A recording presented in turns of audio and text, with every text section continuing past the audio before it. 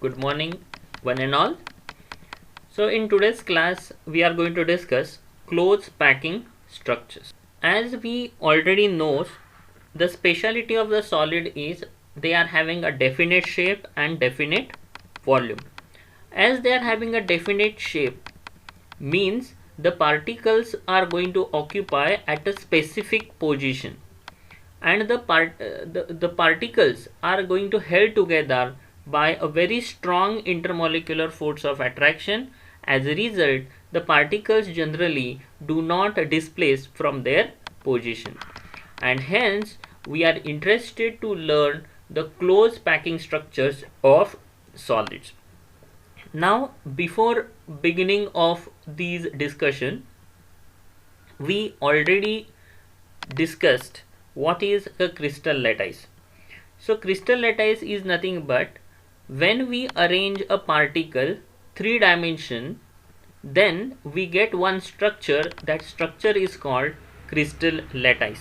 So in short, the solid structure is a 3-dimensional structure. But as we know that before constructing 3-dimensional structure, we need to approach towards it step by step. So first we need to create one-dimensional structure. Using one-dimensional structure, we will create two-dimensional structure, and using two-dimensional structures, we are going to create three-dimensional solid structure. So in today's class, we are going to discuss the close packing in one dimension, two dimension, and also three-dimensional close packing structures. Okay, so before considering or before discussing all these packing structures, we have to assume that the particles in a solids are hard sphere, and it is our assumption. Just to understand the concept easily, we are assuming this. Of course, practically the structures of a molecule may not be spherical, because we come across that VSEPR theory, VBT, and we know that different molecules are having a different structures.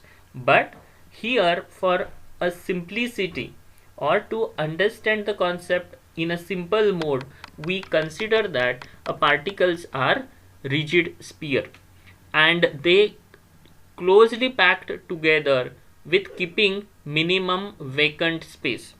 So this empty space present in the solid, it is called void. So remember, the void is nothing but the empty space within the solid. Even this void has one more name, that is interstitial site. So interstitial site or void means the empty space within the solid. So let us consider close packing in one dimension. So here the particles are arranged in one dimension. As we can observe in this diagram, the particles are going to connect one after another along the one axis. So here, assuming that the particles are arranged along x-axis one after another, and after joining all these, as we can observe, we are going to get a row. So close packing in one dimension will result a formation of row, and here the coordination number will be 2. As we can observe here, each particle directly connected to two particles. So coordination number in close packing one dimensional structure is 2. The second is close packing in two dimensions. So when we are going to place one row over another, we are going to get a two-dimensional close packing structure, and we can place a second layer over the first layer in the two different ways. The first way is, as we can observe in this particular structure, the sphere of the second row is placed exactly above the sphere of first one. Third, the sphere of the second row is placed exactly above sphere of second one, and so on. As we can observe in this figure clearly that the first row is looking similar to that of second row. similar to that of third row, and so on. And since all are looking like the same type, so we called it as AAA type of arrangement. Further, if we join the center of spheres, then as we can observe here, we are getting here square shape. So by joining the center of neighboring sphere, since I am getting here square shape, so therefore this is also called two-dimensional square close packing.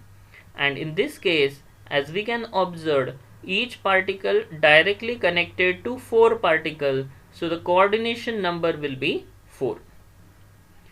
Okay, so this is a one way of forming two-dimensional close packing structure. That this particular structure we called as two-dimensional square close packing. The second possibility is, as we can see in this diagram, the sphere of the second row is placed in the depression of the first row. Okay. Similarly, sphere of the third row is placed in the depression of second row, and so on. So from this diagram, it is clear that the second row arrangement is entirely different than first one. So we call second row as A and first row as so we call second row as a B and first row as A. Further, we can see clearly that the third row is similar to that of first one. So once again, third row is labeled as A, fourth row is labeled as B. So in this particular case, the arrangement of the rows to form this particular layer is AB type. And here, as we can observe, each particle is directly connected to 6 neighboring particles, so the coordination number will be 6. And if I join the center of neighboring particle, we get hexagon. So this is also called two-dimensional hexagonal close packing layer.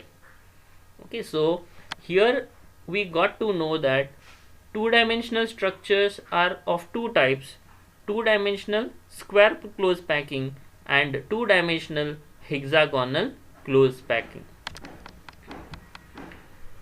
Further, if we observe this hexagonal close packing, we can observe a void or empty space. It is a triangular in shape.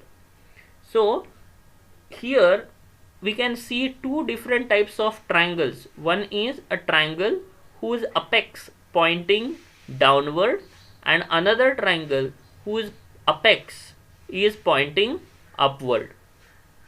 And these triangular voids are going to generate another type of voids when we are going to place a second layer over this type of first layer, and that we are going to discuss in a next point. Thank you.